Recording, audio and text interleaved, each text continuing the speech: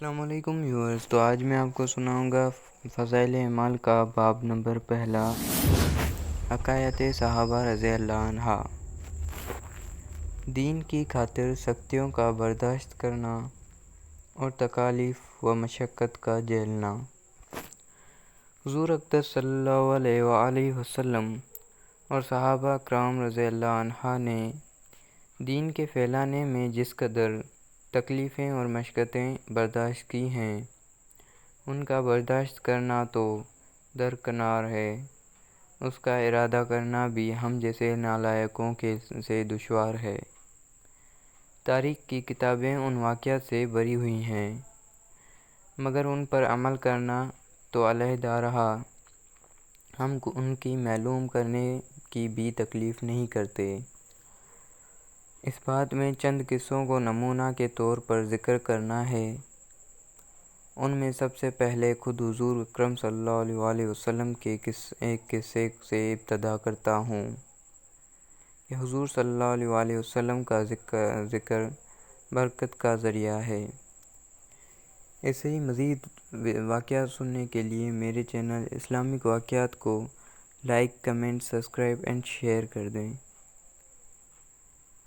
واقعہ نمبر 1، حضور اکرم صلی اللہ علیہ وسلم کے طائف کے سفر کا قصہ۔ نبوت مل جانے کے بعد 9 برس تک نبی اکرم صلی اللہ علیہ وسلم مکہ مکرمہ میں تبلیغ فرماتے رہے اور قوم کی ہدایت اور اصلاح کی کوشش فرماتے رہے، لیکن تھوڑی سی جماعت کے سوا جو مسلمان ہو گئی تھی اور تھوڑے سے ایسے لوگوں کے علاوہ جو باوجود مسلمان ہونے کے آپ کی مدد کرتے تھے، اکثر کفار مکہ آپ اور آپ صلی اللہ علیہ وسلم کے صحابہ رضی اللہ عنہم کو ہر طرح کی تکلیفیں پہنچاتے تھے، مذاق اڑاتے تھے اور جو ہو سکتا تھا اس سے درگزر نہ کرتے تھے۔ حضور صلی اللہ علیہ وسلم کے چچا ابو طالب بھی انہی نیک دل لوگوں میں تھے جو باوجود مسلمان نہ ہونے کے حضور اکرم صلی اللہ علیہ وسلم کی ہر قسم کی مدد فرماتے تھے۔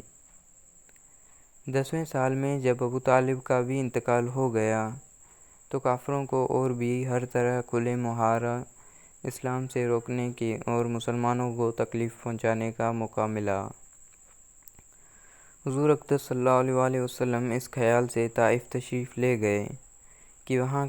قبیلہ ثقیف کی بڑی جماعت ہے، اگر وہ قبیلہ مسلمان ہو جائے تو مسلمانوں کو ان تکلیفوں سے نجات ملے اور دین کے پھیلنے کی بنیاد بڑھ جائے۔ وہاں پہنچ کر قبیلہ کے 3 سرداروں سے جو بڑے درجے کے سمجھے جاتے تھے گفتگو فرمائی اور اللہ کے دین کی طرف بلایا اور اللہ کے رسول کی یعنی اپنی مدد کی طرف متوجہ کیا، مگر ان لوگوں نے بجائے اس کے کہ دین کی بات کو قبول کرتے یا کم سے کم عرب کی مشہور مہمان نوازی کے لحاظ سے ایک نوآور مہمان کی خاطرداری کرتے، صاف جواب دے دیا اور نہایت بے رخی اور بد اخلاقی سے پیش آئے۔ ان لوگوں نے یہ بھی گوارا نہ کیا کہ آپ صلی اللہ علیہ وسلم یہاں قیام فرما لیں۔ جن لوگوں کو سردار سمجھ کر بات کی تھی کہ وہ شریف ہوں گے اور مہذب بات کریں گے، ان میں سے ایک شخص نے بولا، اوہو، آپ ہی کو اللہ نے نبی بنا کر بھیجا ہے۔ دوسرا بولا کہ اللہ کو تمہارے سوا کوئی اور ملتا ہی نہیں تھا جس کو رسول بنا کر بھیجتے۔ تیسرے نے کہا کہ میں تجھ سے بات کرنا نہیں چاہتا، اس لیے کہ اگر تو واقعی نبی ہے جیسا کہ دعویٰ ہے تو تیری بات سے انکار کر دینا مصیبت سے خالی نہیں، اگر جھوٹ بول رہا ہے تو میں ایسے شخص سے بات نہیں کرتا۔ اس کے بعد ان لوگوں سے نا امید ہو کر حضور اکرم صلی اللہ علیہ وسلم نے اور لوگوں سے بات کرنے کا ارادہ فرمایا کہ آپ صلی اللہ علیہ وسلم تو ہمت اور استقلال کے پہاڑ تھے، مگر کسی نے بھی قبول نہ کیا، بلکہ بجائے قبول کرنے کے حضور صلی اللہ علیہ وسلم سے کہا کہ ہمارے شہر سے فوراً نکل جاؤ اور جہاں تمہاری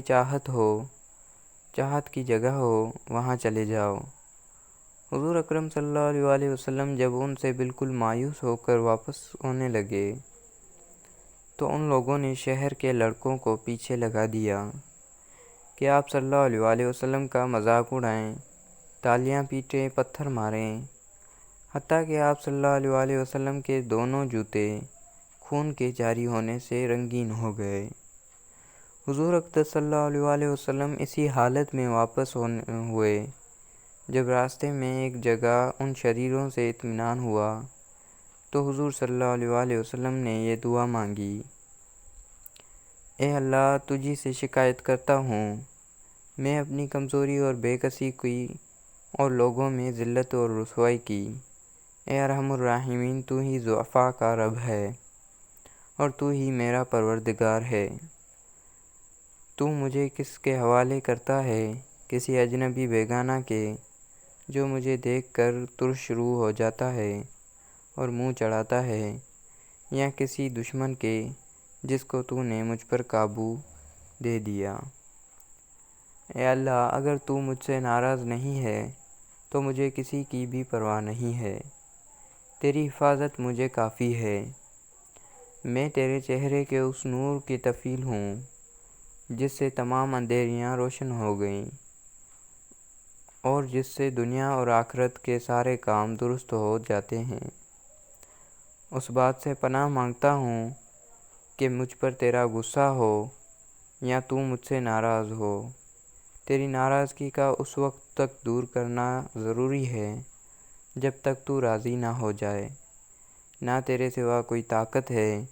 نہ قوت۔ مالک الملک کی شان قہاری کو اس پر جوش آنا ہی تھا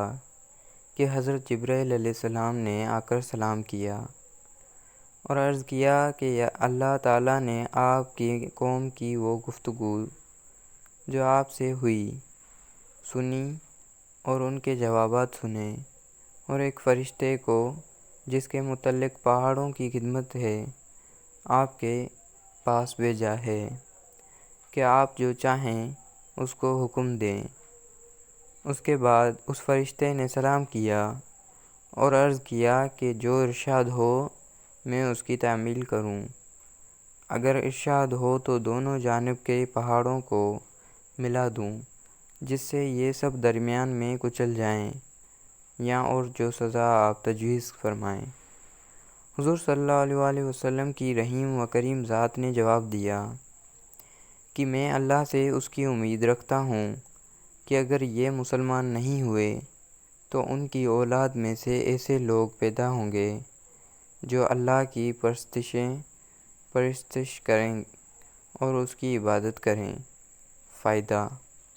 یہ ہے اخلاق اس کریم ذات کے جس کے ہم لوگ ناولیوا ہیں کہ ہم ذرا سی تکلیف سے، کسی کی معمولی سی گالی دینے سے ایسے بھڑک جاتے ہیں کہ پھر عمر پر اس کے بدلہ نہیں اترتا، ظلم پر ظلم اس پر کرتے رہتے ہیں اور دعویٰ کرتے ہیں اپنے محمدی ہونے کا، نبی کے پیرو بننے کا۔ نبی کریم صلی اللہ علیہ وسلم اتنی سخت تکلیف اور مشقت اٹھانے کے باوجود نہ بد دعا فرماتے اور نہ کوئی بدلہ لیتے